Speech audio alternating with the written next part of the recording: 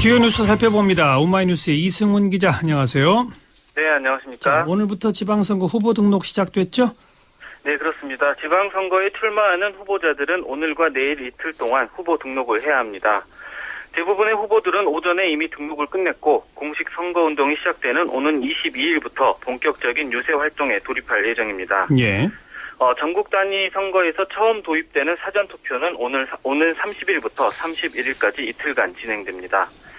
여야는 오늘 첫 선대위 회의를 개최하는 등 본격적인 선거 체제로 전환했습니다. 예.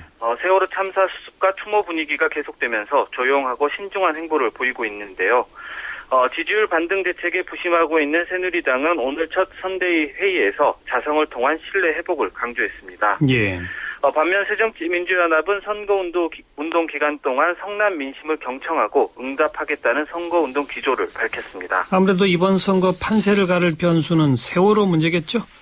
네, 그렇습니다. 한 달 전만 해도 여당의 상대적 우세가 조심스럽게 예상됐던 이번 선거는 세월호 참사로 선거 지형이 급변하면서 세월호 표심이 최대 변수로 등장했습니다. 예. 특히 이번 사고 수습 과정에서 드러난 정부의 무능에 분노한 40대 엄마들의 선택이 주목받고 있습니다.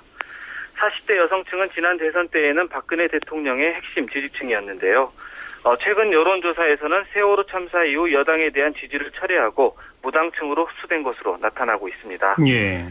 이에 따라 새정치연합은 이번 선거 전략의 주요 타깃을 앵그리맘, 즉 분노한 엄마들의 표심 잡기에 맞출 계획입니다. 새누리당도 떠나는 민심을 잡는 게 발등에 떨어진 불이 됐는데요. 일단 조만간 있게 될 박근혜 대통령의 대국민 담화 발표가 터닝 포인트가 될지 기대를 걸고 있습니다. 예. 하지만 만약 박 대통령이 내놓을 그 쇄신 방안이 기대에 못 미칠 경우에 선거 전에 주도권을 완전히 뺏길 우려도 없지 않습니다. 새누리당에서 연일 전면 개각과 쇄신을 요구하며 청와대를 압박하는 것은 이런 상황과 무관하지 않아 보입니다. 그렇겠죠. 자, 그리고 이 세월호 버리고 혼자 탈출한 선장, 1등 항해사 등등 오늘 기소됐는데 살인죄가 적용됐죠? 네, 검경 합동수사본부는 1차 수사를 마무리하고 구속된 선원 15명을 기소했습니다. 이준석 선장과 1, 2등 항해사, 기관장 등 4명에게는 부작위에 의한 살인과 살인 미수 혐의를 적용했습니다. 예.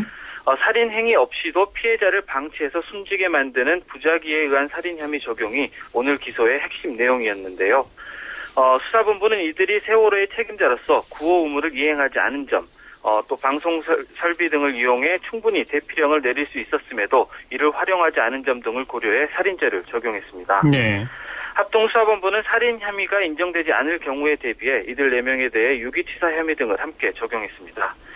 또 나머지 선원 11명에 대해서는 유기치사, 순환구호법 위반 등의 혐의를 적용해 재판에 넘겼습니다. 이 살인죄로 기소를 했지만 재판부에서 유죄로 입증이 되느냐? 자, 그 가능성은 어떻게 봅니까?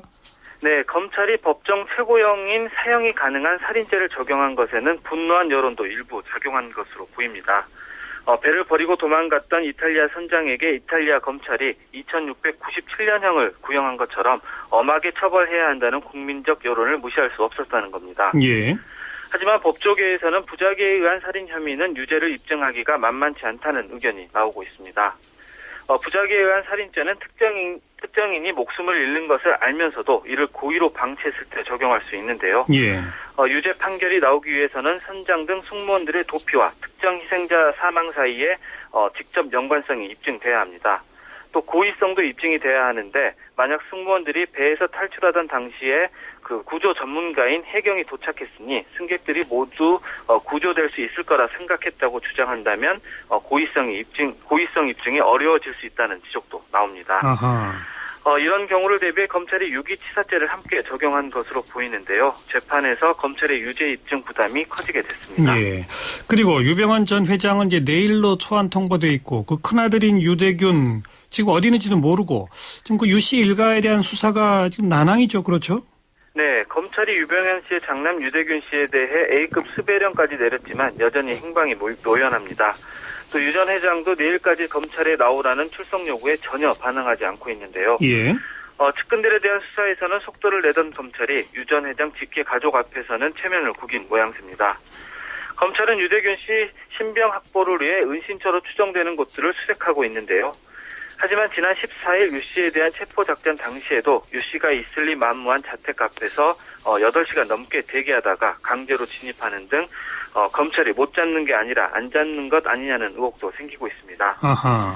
유 씨 일가의 수사 비협조에 대한 국민적 비난 여론을 높여서 구원파 신도들의 반발을 부르게 뻔한 유 전 회장 강제 구인의 그 명분을 쌓고 있는 것 아니냐는 지적도 나옵니다. 아무튼 검찰이 더 좀 적극적으로 수사를 해야 할 것 같습니다.